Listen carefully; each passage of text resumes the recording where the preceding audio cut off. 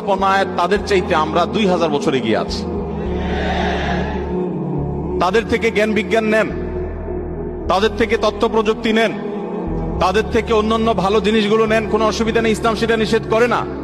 কিন্তু তাদের বস্তা পচা সস্তা সংস্কৃতি আমাদের দেশে আমদানি করবেন না।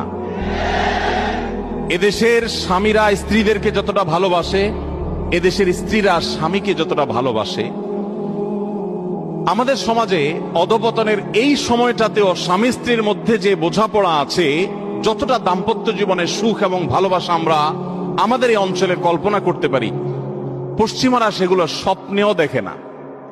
সমাজ যখন বকে যায় তখন সেটাকে নিয়ন্ত্রণ করার জন্য মানুষ ভাবে, আর আল্লাহ প্রদত্ত ওহীর জ্ঞান দ্বারা যারা পরিচালিত হয় তাদেরকে আল্লাহ রাব্বুল আলামিন আগে থেকেই, সমস্যা সৃষ্টি হওয়ার আগে থেকেই বাঁধ দেওয়ার শিক্ষা দিয়েছেন।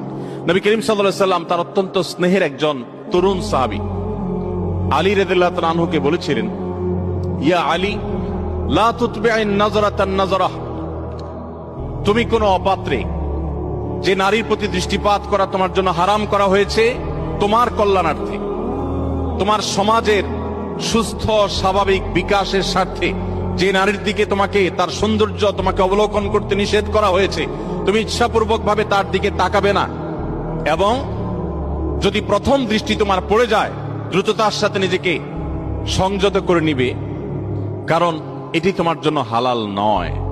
দেখুন, নবী করিম সাল্লাল্লাহু আলাইহি সাল্লাম বলেছেন, মানুষের চোখ দেখে প্রথমে জেনা লিপ্ত হয়, এরপর তার মনের জেনায় সে লিপ্ত হয়, এরপর সে চূড়ান্ত জেনার পথে, ব্যভিচারের পথে সে হাঁটে এবং পথ মাড়ায়।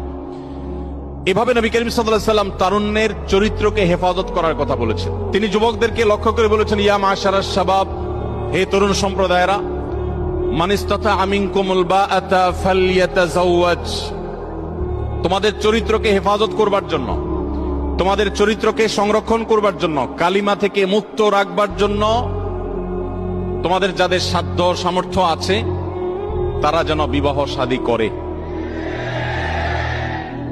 আল্লাহ তাআলা আমাদের অভিভাবকদের মনগুলোকে গলিয়ে দিন, আমাদের বাবা মাদের আল্লাহ তাআলা সুমতি দান করুন। মাশাআল্লাহ।